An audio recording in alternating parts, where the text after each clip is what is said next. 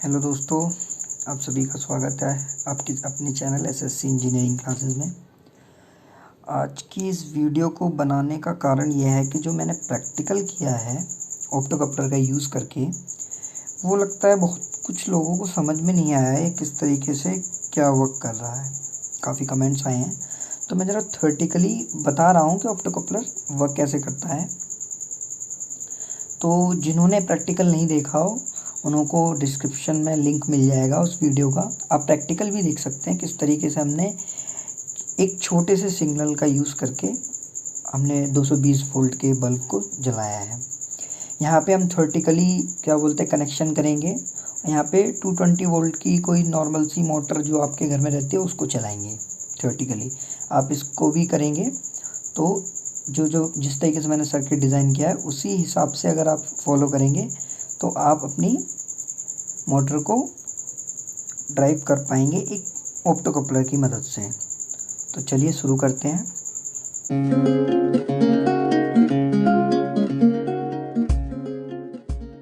इन्होंने कमेंट किया था कि एसएमपीएस में हम ऑप्टोकपलर मतलब मोस्टली हमेशा ही यूज़ होता है। एसएमपीएस के अंदर आपको मोस्टली मिलेगा ऑप्टोकपलर, वो क्यों लगा होता है।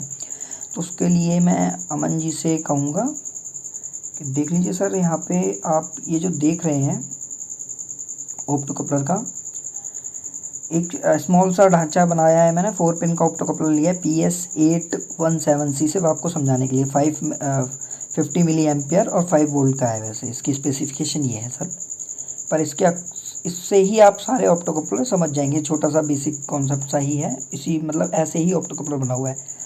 तो यहाँ पे आप देख पा रहे होंगे पहली और दूसरी पिन जो है वो हमारी जो है वो नॉर्मली ही एलईडी की है, इसीलिए पहली पिन को एनोड कहा है, दूसरी को कैथोड कहा है। उसके बाद अगर आप यहाँ देखेंगे तो यहाँ सेकंड पे हमारा ट्रांजिस्टर लगा होता है। उसकी 2 पिन्स होती हैं, हमारा ऊपर कलेक्टर रहता है और नीचे एमीटर रहता है जो पिन नंबर 3 है। तो इसको पहचानने का तरीका कैसे है, तो जब भी आप ऑप्टोकपलर आईसी देखेंगे वहाँ पे एक छोटा सा ये डॉट दिखेगा। तो जो डॉट होगा वो पिन नंबर 1 के ऊपर होगा। यहाँ पे जैसे पिन नंबर 1 है तो यहाँ इसके यहाँ पे डॉट होगा। तो उस डॉट के जो सामने वाली होगी वो हमेशा क्या बोलते हैं कलेक्टर होगी, और डॉट जो होगा वो हमेशा एलईडी का पॉजिटिव होगा, यानी एलईडी का एनोड होगा। ये है आईसी को पहचानने का तरीका। उसे कैसे चेक करते हैं वो भी हमने वीडियो जो है ऑप्टोकपलर में बताई है, और ऑप्टोकपलर एप्लीकेशन ऑफ प्रैक्टिकल में हमने करके दिखाया है प्रैक्टिकल। तो हाँ, क्वेश्चन पे आ जाते हैं एसएमपीएस में क्यों यूज़ होता है। तो आप देखेंगे कि एसएमपीएस में जो होता है वो हमारी जो लास्ट का रेक्टिफिकेशन होता है और फिल्ट्रेशन होता है। एसएमपीएस के अंदर जो लास्ट स्टेज होता है जिसे हम कहते हैं 4th स्टेज। मैं पावर सप्लाई के बारे में भी बताऊंगा, तब आपको सारे स्टेज में समझाऊंगा, लेकिन अभी यहाँ यही समझ लीजिए जो 4था स्टेज होता है, जिसके बाद हमें जो आउटपुट है वो डायरेक्ट लोड में लगाना होता है। जो निकलता है डीसी, वो डीसी आउटपुट को सेंस करवाया जाता है पीडब्ल्यूएम के लिए। यहाँ जो पीडब्ल्यूएम लगी है किस में लगी है, प्राइमरी रेक्टिफिकेशन में जो लगी है। ये सेकेंडरी रेक्टिफिकेशन है सर। जो प्राइमरी रेक्टिफिकेशन में लगी है पीडब्ल्यूएम, उसको सेंस करवाने के लिए लगाया जाता है। अब सेंस क्यों करवाया जाता है, तो उसका कारण यह है कि जब पीडब्ल्यूएम जो है वो सिर्फ और सिर्फ स्विचिंग करती है, तो हर कोई जानता है। अगर आप जानते होंगे एसएमपीएस में थोड़ा बहुत भी, तो आपको पता है स्विचिंग करवाती है। तो जब आउटपुट में कोई भी लोड नहीं लगा होता है तब पीडब्ल्यूएम क्या करती है, इसके थ्रू सेंस करती है, और सेंस करने के बाद जो अपनी पीडब्ल्यूएम विड्थ है वो कुछ इस तरीके से चलाती है,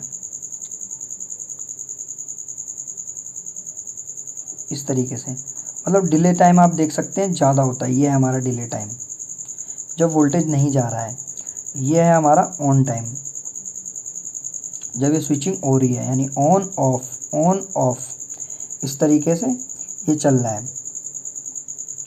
तो जब यहाँ पर हमारा कुछ लोड लग जाता है, ठीक है, लोड लगता है, उस लोड के अक्रॉस से हम करंट सेंसिंग और वोल्टेज सेंसिंग के लिए काफ़ी सारे रेजिस्टेंस लगाते हैं। क्योंकि आप जानते हैं जो एलईडी है, ये एलईडी की जो वैल्यू है वो काफ़ी कम वोल्टेज पे जलती है। तो उतनी ही सफिशेंट वोल्टेज हम इसको देते हैं, और उस वोल्टेज के अंदर भी अप डाउन जो होता है उसको यहाँ पे आप देख सक रहे हैं कि अंदर ये कनेक्टेड नहीं है, डायरेक्ट कनेक्ट नहीं है, ये सिंपली एक फोटो कपलर की तरह वर्क करेगा ये वाला ट्रांजिस्टर। इसकी प्राइमरी पे जो देख रहे हैं आप, इसकी लाइट की इंटेंसिटी से इसके फ्लो ऑफ करंट और फ्लो ऑफ वोल्टेज पे फ़र्क पड़ेगा, कितना वोल्टेज इसके अक्रॉस मिलेगा।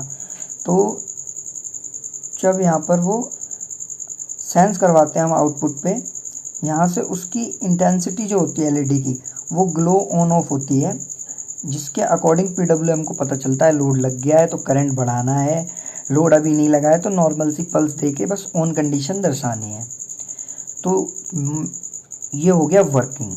ऑप्टोकपलर इस तरीके से लगा होता है, वर्क करता है। तो मोस्टली जो ऑप्टोकपलर होता है उनके 3 एप्लीकेशन होते हैं, और 3 में से जो एप्लीकेशन होता है, जो मस्ट एप्लीकेशन होता है, वो होता है इंसुलेशन। ये जो आप देख रहे हैं डॉट, ये इंसुलेट है प्राइमरी से इसका सेकेंडरी, और प्राइमरी से सेकेंडरी इसीलिए इंसुलेट किया जाता है कि जो आउटपुट होता है हमारा 4th स्टेज का, वो 2nd स्टेज की रेक्टिफिकेशन और स्विचिंग जो होती है हमारी, 3rd स्टेज की जो स्विचिंग और रेक्टिफिकेशन के बाद जो स्विचिंग होती है, उससे एक ट्रांसफार्मर की तरह, 2nd ट्रांसफार्मर आपने देखा होगा, जब वो आइसोलेट कर देता है 4th को, तो हम इसका यूज़ करके सिग्नलों को भी अपने आइसोलेट करके रखते हैं, जो सिग्नल यहाँ से यहाँ जाएंगे। तो फॉर आइसोलेशन, सिर्फ आइसोलेशन के लिए हम ऑप्टोकपलर का यूज़ करते हैं। तो चलिए अब ज़रा चलते हैं अपना प्रैक्टिकल करने के लिए। तो यहाँ पे आप देखेंगे नॉर्मल सा मैंने प्रैक्टिकल करने के लिए यहाँ पे एक रिले लिया है और क्या बोलते हैं एक ऑप्टोकपलर लिया है। जो रिले है हमारा नॉर्मली मैंने ले रखा है 12 वोल्ट का, 12 वोल्ट इसकी ऑपरेटिंग हो गई, और जो क्या बोलते हैं कैरी कर सकता है इसका ये जो लाइन है ये कैरी कर सकती है 250 वोल्ट 8 एम्पियर। ठीक है, नॉर्मल 5 पिन का हमने क्या बोलते हैं रिले ले रखा है। रिले की जिसने वीडियो ना देखी हो वो रिले की वीडियो देख ले, उसको ऑपरेट होते हुए देख ले कैसे होता है। तो रिले के अंदर जो होता है हमारे 5 पिन है। ये जो वाला जो पिन होता है मिडल वाला, ये मूवेबल पिन होता है। ये जो 2 पिन होते हैं सप्लाई के लिए होते हैं, जो इसके अंदर कॉइल लगी होती है, क्योंकि ये मैग्नेटिक होता है स्विच। और ये जो होते हैं पिन्स आपके एनओ और एनसी होती है। एनसी मतलब नॉर्मल क्लोज, एनओ मतलब नॉर्मली ओपन।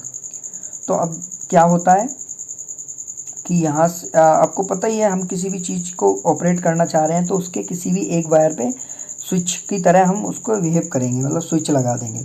तो यहाँ पे मैंने क्या किया, ये जो मोटर मैंने बनाई है इसमें 2 वायर देने हैं। तो एक वायर हमने दिया ये डायरेक्ट दे दिया वायर, ठीक है।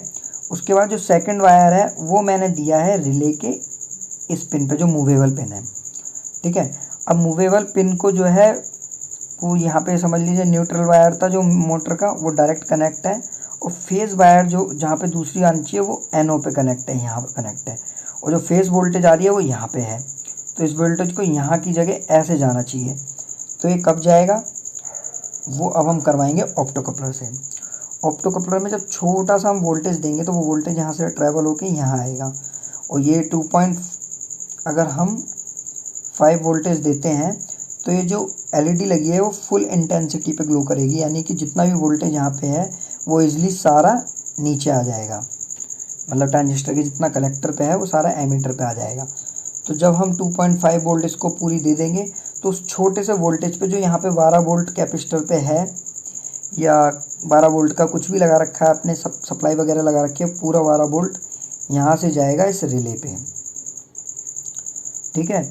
और रिले की आप ये 2nd पिन देख ही रहे हैं, इसको मैंने कर रखा है ग्राउंड, यहाँ पे दिखाया नहीं है, ग्राउंड समझ लो, यानी यहाँ माइनस है, और जो प्लस है वो यहाँ से यहाँ जाएगा, और कॉइल के थ्रू होता हुआ, यहाँ पे कॉइल लगी होगी, कॉइल के थ्रू होता हुआ नेगेटिव में निकल जाएगा। जब ऐसा होगा तो ये यहाँ पे मैग्नेट प्रोड्यूस होगा, उस मैग्नेट के कारण जो ये जो कनेक्शन है ये वाला, ये कनेक्शन इस तरीके से हो जाएगा, और जब ये कनेक्शन इस तरीके से हो जाएगा तो जो फेस था हमारा वो यहाँ से होता हुआ यहाँ जुड़ जाएगा, और ये हमारी मोटर जो है वो रन हो जाएगी। ये है छोटा सा कॉन्सेप्ट, यानी छोटे से सिग्नल ओनली 2.5 वोल्ट का यूज़ करके हमने 220 वोल्ट की मोटर को रन करवा दिया, या इससे बड़ा भी लोड रन हो सकता है, और जो कॉन्सेप्ट है वो इसी तरीके से है। Thank you for watching this video. और